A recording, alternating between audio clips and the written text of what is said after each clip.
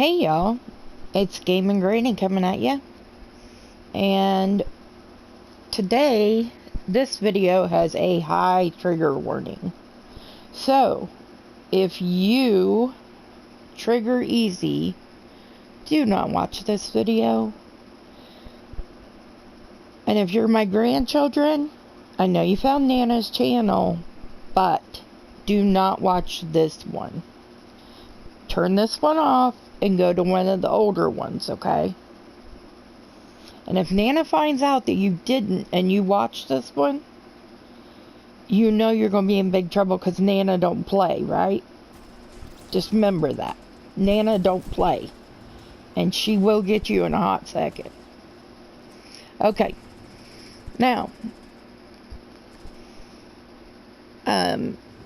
these videos are based on what I saw from 6 days worth of trial videos on a court TV site. I want to say it's Crime TV or Law and Order is the YouTube channels. Law and Crime. Anyway, they're legal channels on YouTube. This, oh, shoutouts. Thank you. I almost forgot. My first shout out goes to Krissa. Krissa, you and Mr. X have made my week so much easier with your commentary on what happened between Katie and BX. Which I just find completely hilarious myself. But Mr. X has such a down-to-earth way of putting things that I almost felt like I was back home. So thanks for helping me get my week started good. I appreciate it.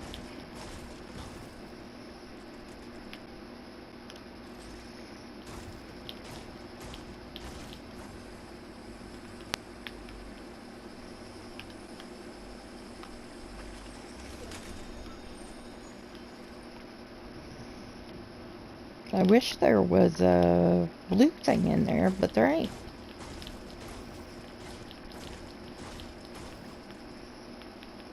All that just comes down behind me there.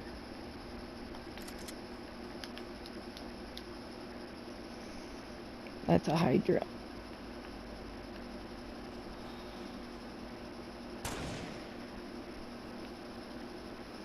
Somebody got a big rocket cannon or something. Okay.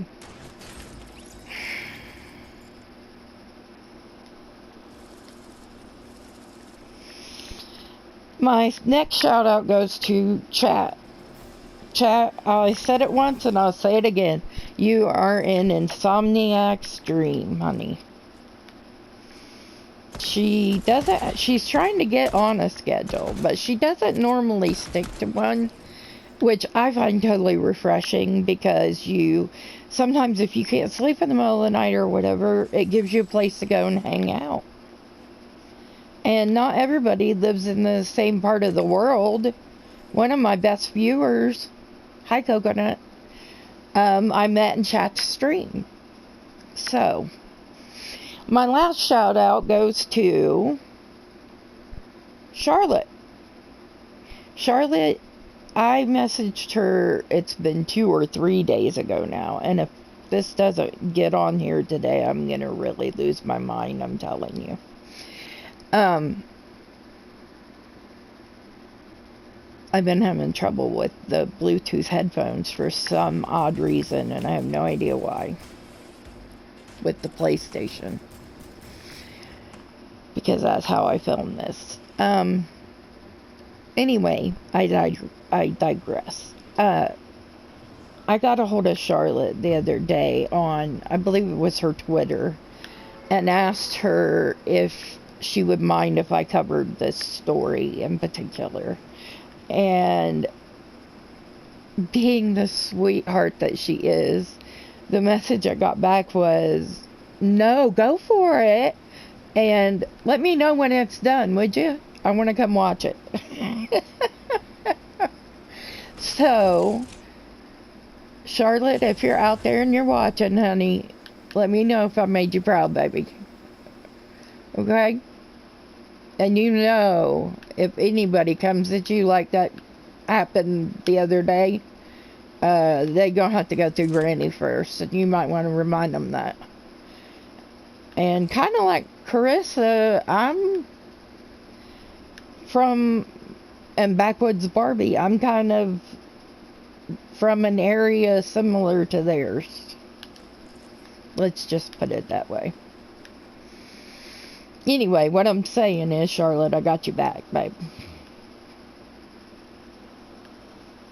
You've done so much for me, that's the least I can do is get your back. In my opinion. Okay, now we're going to get started here with the story. And I have given you ample warning and time to get out of here. And I'm telling you, if you're my grandkids and you're still on here, it ain't going to be good. You can watch any of Nana's other ones, just don't watch this one, guys. Okay. This story takes place in Scioto County, Ohio.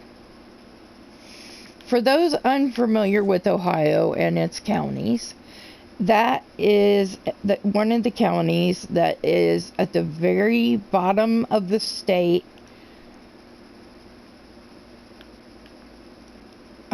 across the Ohio River from Tennessee and Kentucky and West Virginia.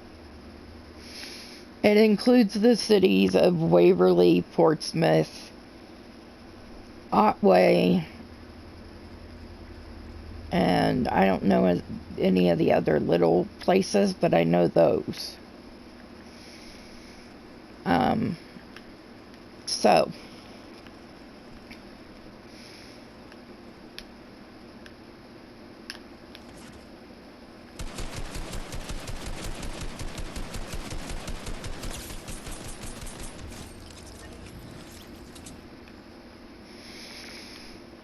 this story starts in 2018, and it starts with a 14-year-old boy named Junior.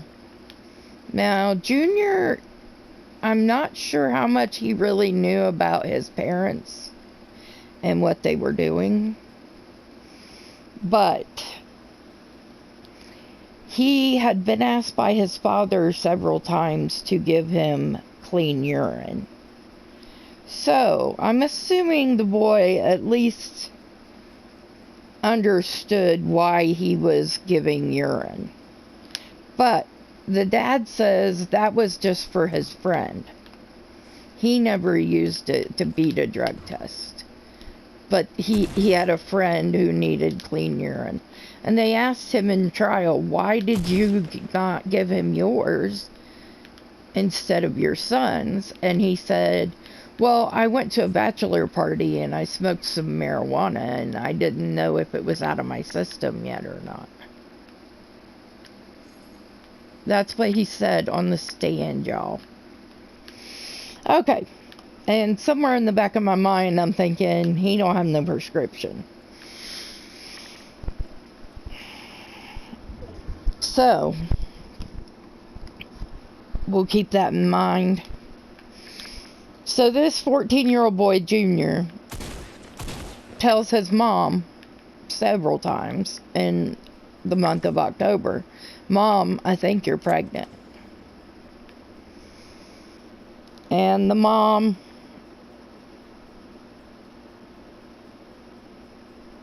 goes out, gets a pregnancy test, brings it home. Sure enough, she's pregnant. So she waits till Halloween or the first part of November and tells her husband that she's pregnant.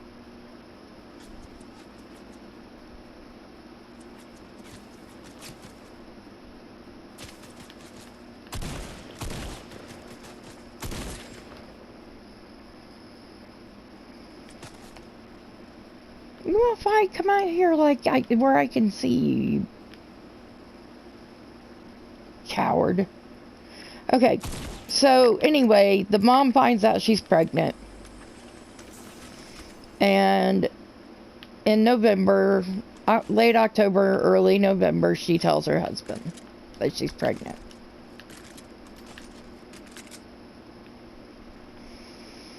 Now,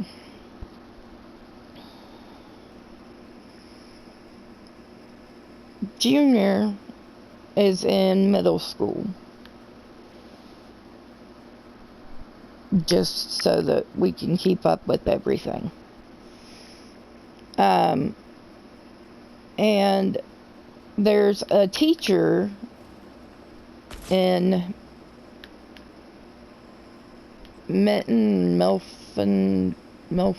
I forget it. One of those little communities there in Scioto County.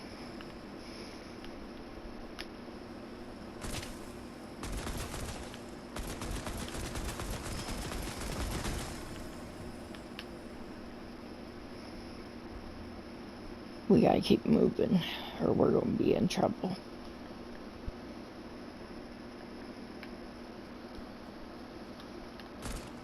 Because when that storm hits...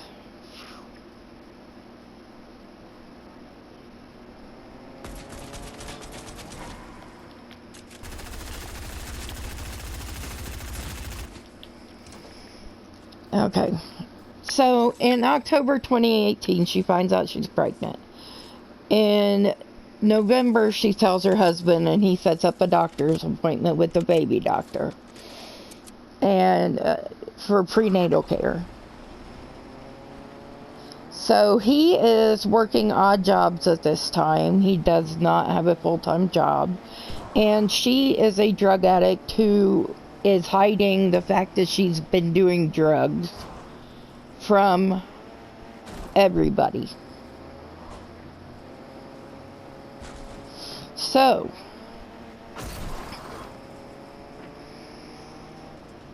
that is how where we're at with the mom. In January, she goes into labor, mid-January. I think it was around like the 19th, if I remember, from the trial testimony. Which I'm trying to follow their testimony as closely as possible. On the way to the hospital, she tells her husband, you know, I was too high and I didn't go to any of those prenatal appointments. So now her husband's thinking, I wonder if the baby's okay because she didn't have any appointments. She didn't go.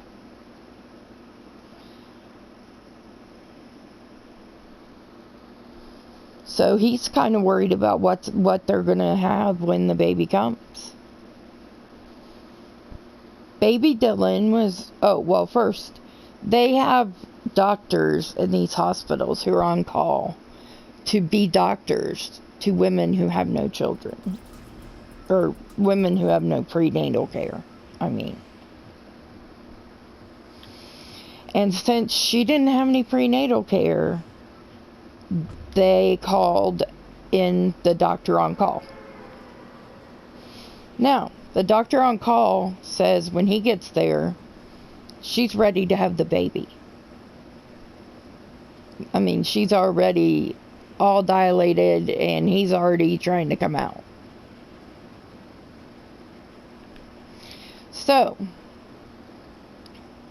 he only has a few minutes to talk to the parents before she delivers. But he notices that she's not in as much pain at this stage of labor as most of his patients. So he has to ask her what she is on.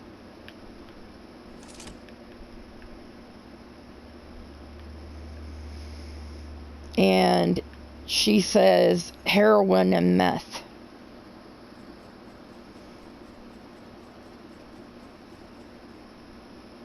So the doctor delivers baby Dylan at like 5 a.m.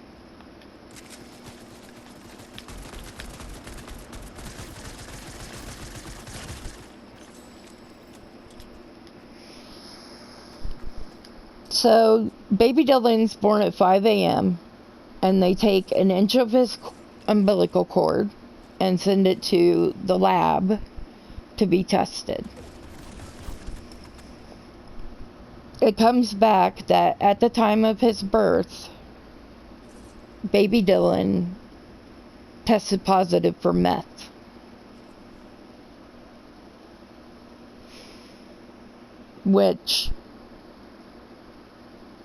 And he's 6 weeks early, so he's just a little guy. He's like barely 5 pounds and 19 inches long. And the doctor and the hospital, of course, are mandated reporters, so they have to turn the parents in for having a drug-addicted baby. And it also means a lot more time in the hospital for the baby and several other problems.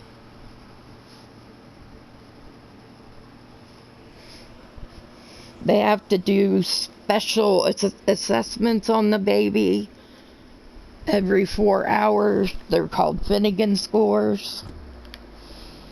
After 3 days, his Finnegan scores are still not where they want them. So he is going to have to stay a couple more days at the hospital.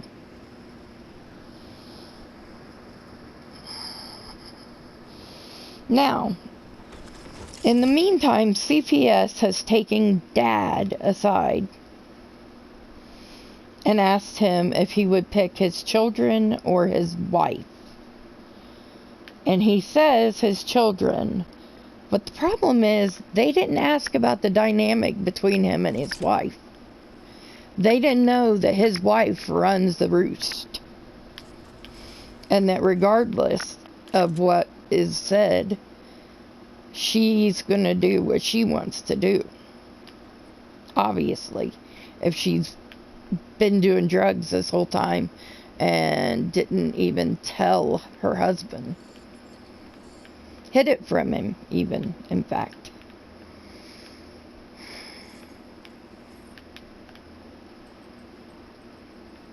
And this is the new mom. I know, scary, right? So, Dad tells him that he will pick the kids over the mom. And they give him the kids. But it's under certain conditions. He has to have a full-time job, which he says he has. He tells them that he works at Rural King in Waverly. And Rural King, I'm sorry, you have nothing to do with this other than the fact that that's where he said he worked. So,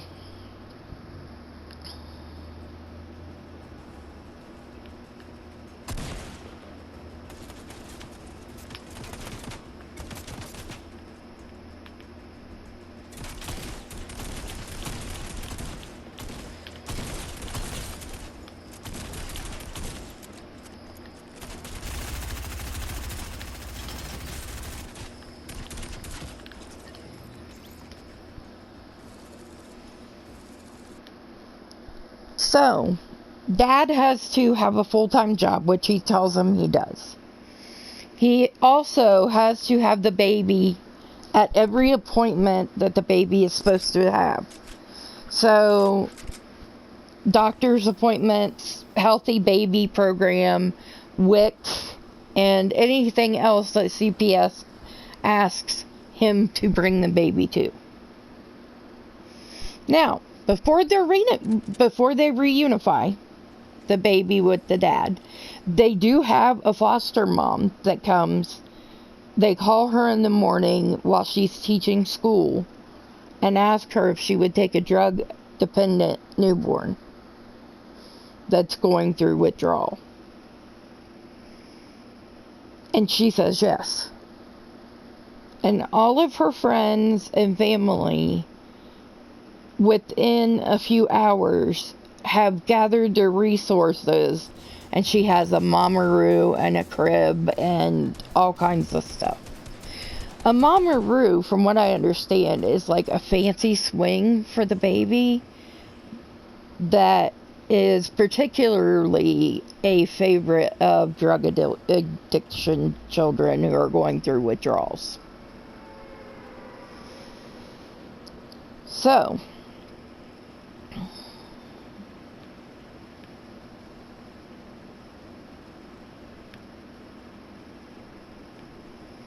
that is where... So when baby Dylan is 5 days old, they're getting ready to release him from the hospital. And they call the teacher that morning, the foster mom, and she says, I have to go to Walmart after work to get a car seat, and then I will come to the hospital and get him. And the hospital said that was fine because he had to do the car seat test anyway, and they would need the car seat for that. So she takes the car seat and picks up baby Dylan. And takes him home. And she takes off 12 days of work to be with him because he's drug dependent.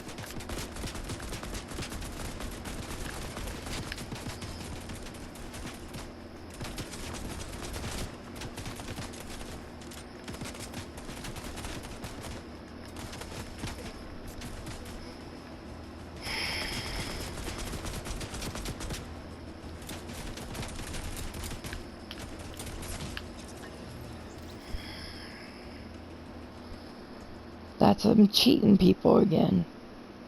3-on-1. Anyway. So, foster mom has baby. They're making a contract with dad. She is to bring the baby to a family conference on January 24th or 25th. At this conference, it's just basically her meeting the parents, and then the parents getting an hour supervised. Oh, I don't know if it was supervised or if they were left alone with the baby, but getting a 1 hour visitation. And the foster mom knows that this is part of the deal because she's done this before, and she knows that usually there's visitation once a week. So that night she calls CPS when she gets the baby back home and then comfortable. She calls and tells them that she thinks that the mom was on something, and maybe dad too, at the visit. So, but she doesn't know that CPS has already drug tested the dad once, and he came up clean.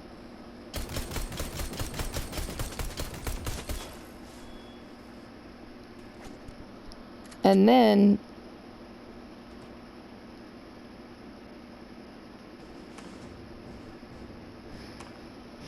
during the 12 days that the foster mom has the baby, they drug test dad again, and he passes again. Now, in court, the prosecution left it open a little bit as to whether that's what he was asking his kid to provide clean urine for, but they were saying that they just propped the door open and watched or listened. So the odds are that no, it wasn't his son's urine, it was his. So they go and they leave, and the foster mom calls, and nobody even notes what the foster mom says in a file or on a report or on a phone note even. Okay? I don't know why. Now,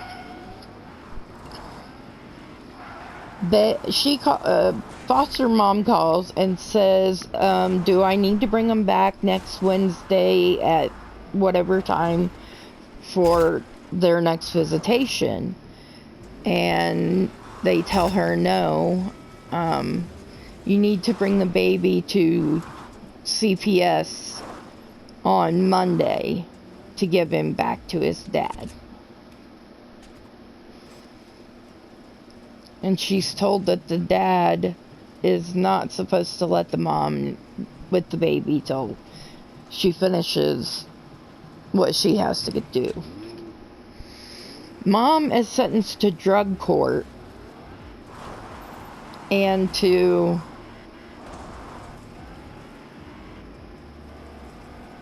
drug court and to rehab. Now, about a week into this, she calls and says, how can I be at both places at the same time? And they tell her, you can't be. You have to have the rehab help you reschedule their appointments or whatever, because you really have to be in both programs at the same time if you want to get your baby back, if you want to be back with your family. So,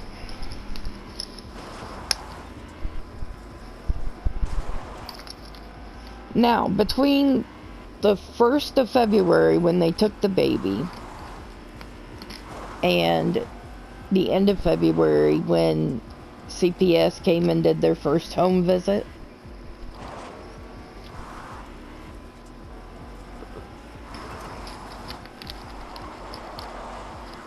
they, the brother, Junior, says that the baby, the parents had a dream catcher in their bedroom with a stone piece on it, and the stone piece fell and hit the baby in the head. And Junior said that where his hair should be is where his head was swollen and bruised.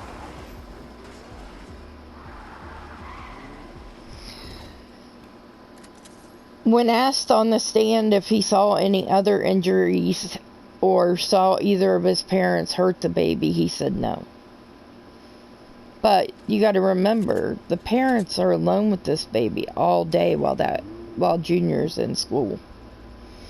They asked him if he knew if they took the baby to the doctor for the injury, and he said that he did not think they did. As far as he knew, they did not. But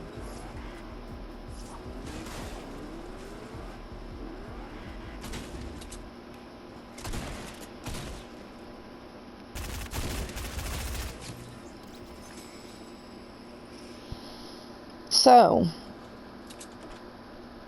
we're to the end of February, and CPS comes, and his bruises have evidently healed, and the swelling's gone down because they don't notice or put anything in their report about there being injury to the baby.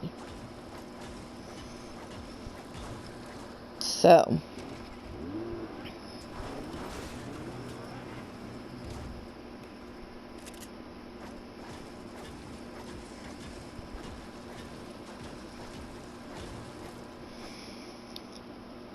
now we're up to March 1st.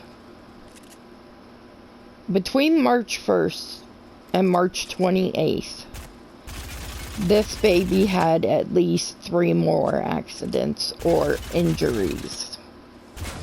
Now, did the parents at any time call CPS? No. Did they call 911? No. Did they do anything? No. The husband in his testimony says that he saw his wife pick the baby up by his ribs, squeeze, and shake him. This is a month-old baby, y'all. Now, and he only weighs 5 pounds.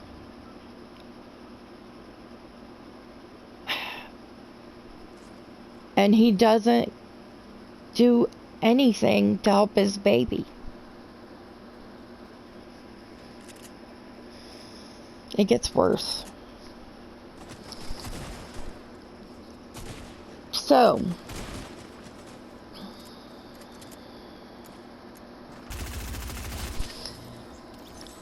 the 24th or 5th of, well, the whole month of March, CPS is trying to get a hold of the dad on the 4 numbers that he gave them. They can't reach him on any of the 4 numbers he gave them. He is missing appointments for all the programs that they wanted him to do with the baby. So he's missing healthy baby appointments, he's missing doctor's appointments, he's missing WIC appointments, he's missing everything. So they go to the house and no one's home. They leave a CPS card in the door. They leave a note in the mailbox. And then they drive to Junior's school and give him a letter to give to his dad when he gets home. Which, according to his testimony, Junior did give his dad the note. That being said, the baby on March the 28th, both parents in their testimony say the baby was just dead. He was just dead.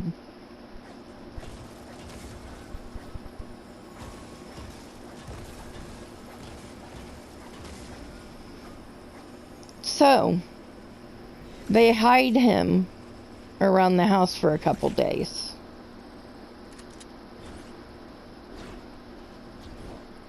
Well, first, I guess I skipped a little bit. No, I said they came and visited the baby again, right? CPS came and visited the baby a few days before he died. But the parents were holding him and he was all swaddled and everything. So they really didn't see anything wrong with him. But they didn't, try to get the parents to let them hold the baby or look closer at him or anything like that. They just figured he was, clinging to them because he was a drug addict and he needed a little more attention, which is what they wanted to have happen, So, then on the 28th, according to the parents' testimony, biologicals, they're not really parents, come on. If they were parents, this baby would be alive. Everybody has accidents. And when the first accident happened, they should have took the baby in for a checkup.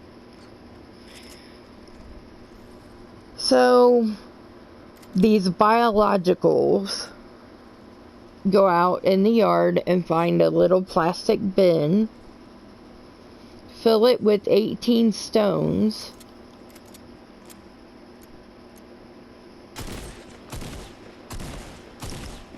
and then they wrap the baby in a blanket, and then they wrap him in 6 sheets of plastic, tied with duct tape and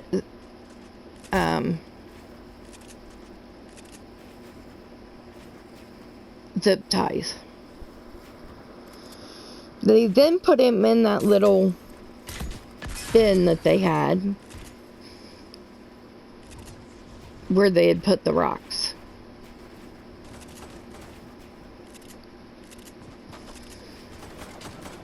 Then they hid him around the house for a couple days till they figured out what to do. And the whole time the wife was telling the husband, you know, if you call and tell them that this baby just died and you under CPS investigation already, they're going to blame you. Because I'm not supposed to be here, so I could walk away from this. You can't. And he knew that she would do that if she had the chance. And then she'd be back out doing drugs again.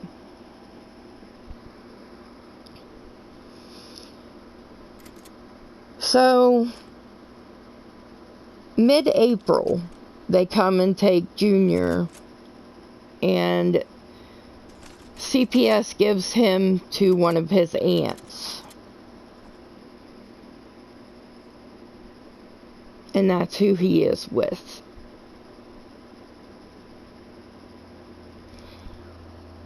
Mom and Dad, on the other hand, clam up and won't tell them anything.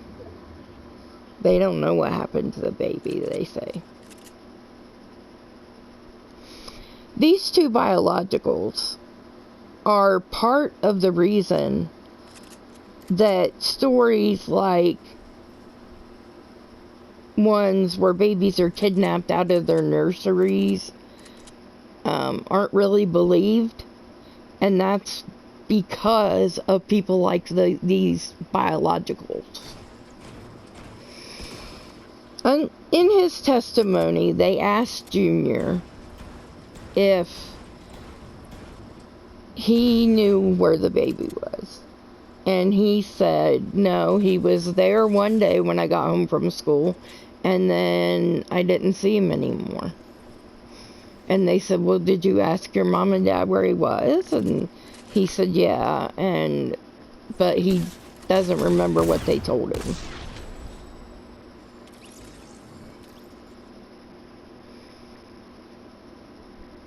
So they put mom and dad in an interrogation room together and leave them alone. They want to see what they're going to say to each other.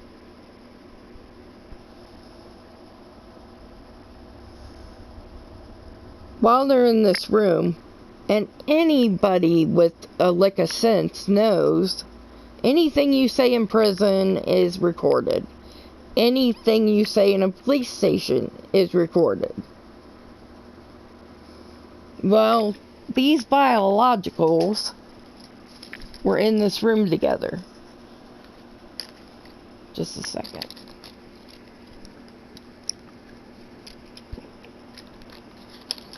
I have cotton mouth from my medicine and I have to keep drinking. So these biologicals are in this room together and they're having a discussion in whispers. And I don't know which one said it to the other, but one of them said to the other in a whisper, you know, if they find the body, we're effed.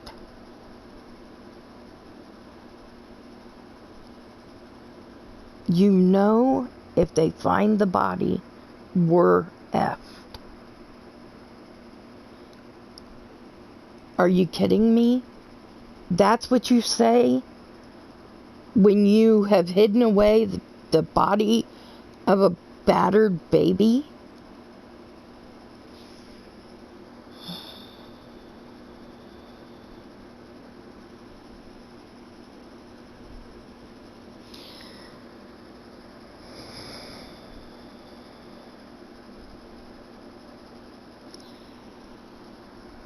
So they lock him up in jail, and they're looking for the baby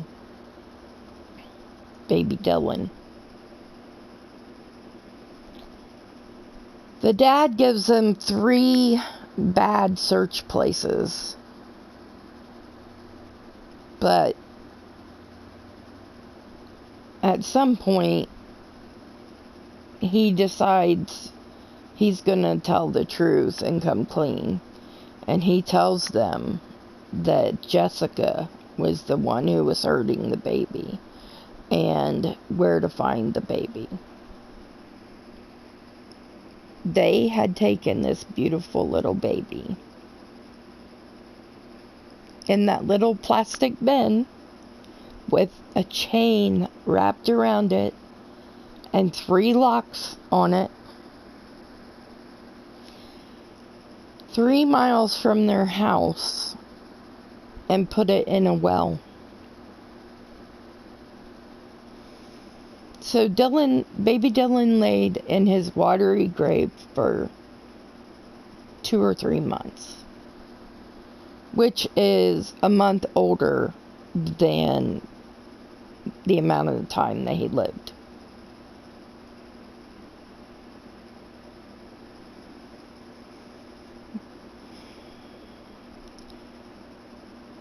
The foster mom gave a victim impact statement where she read a letter written from the baby's perspective.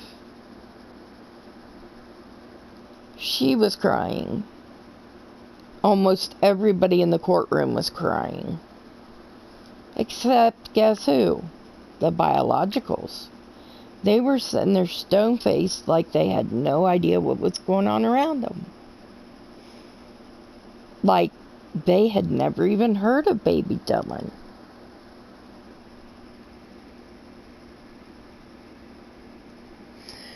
So they were charged with 12 or 13 counts of different things. Murder, conspiracy to commit murder,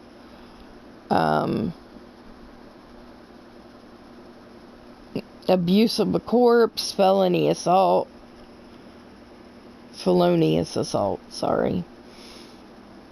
kidnapping, custodial interference, and something else. But anyway, they were found guilty on all the charges. And they were both sentenced to, I want to say, basically life. Now, here comes the part where I'm going to tell you what I think CPS did wrong. When they made the contract with the dad and said he had to have full-time employment and that mom couldn't be around the baby alone.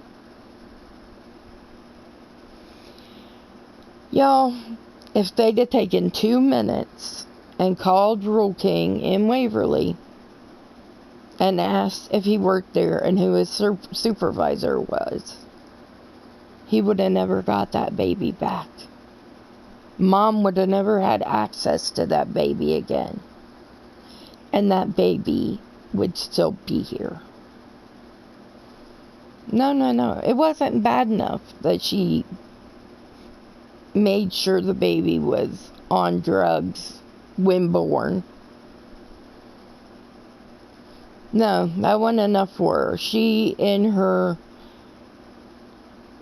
I don't know if it was drug-fueled rages, according to my opinion, allegedly, or what, but this baby suffered more in 2 months of life than most people suffer in a whole life. Now, I'm going to give, that's my point. If they had taken time and just made one phone call to check any of the information that he gave them.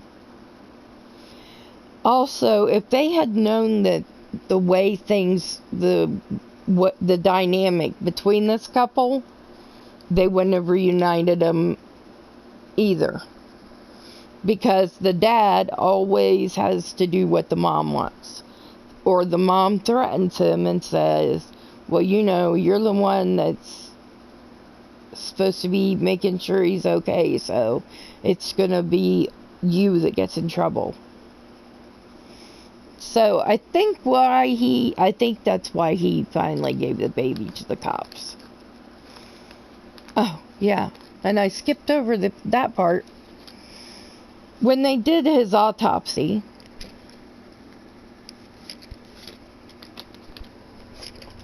baby Dylan's autopsy,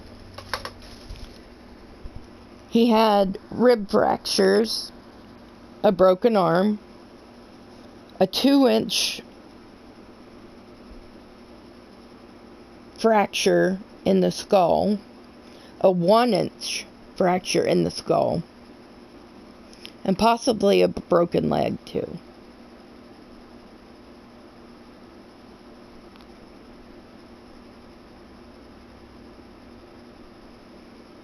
Now, in her testimony, Mom says it was just accidents, but she couldn't remember what happened.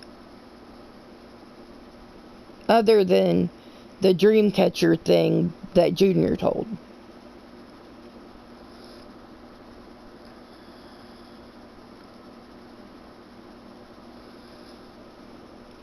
But at any rate, these biologicals are in jail now, and they will be there for quite some time.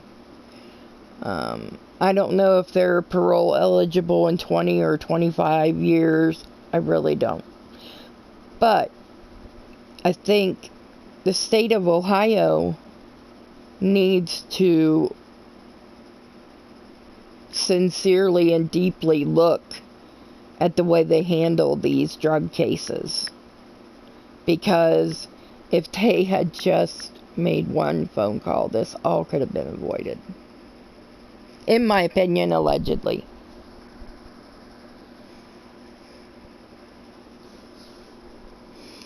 So, now I want to hear what you think. You can leave a comment in the comment section, or you can email me.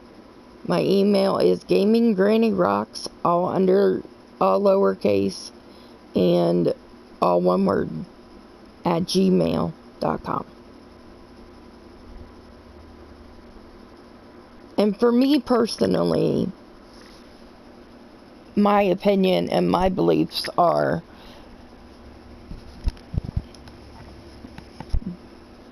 that baby Dylan is in heaven with Jesus and that he's an angel. And that's the only thing I can think that gives me any comfort for the life that poor baby had.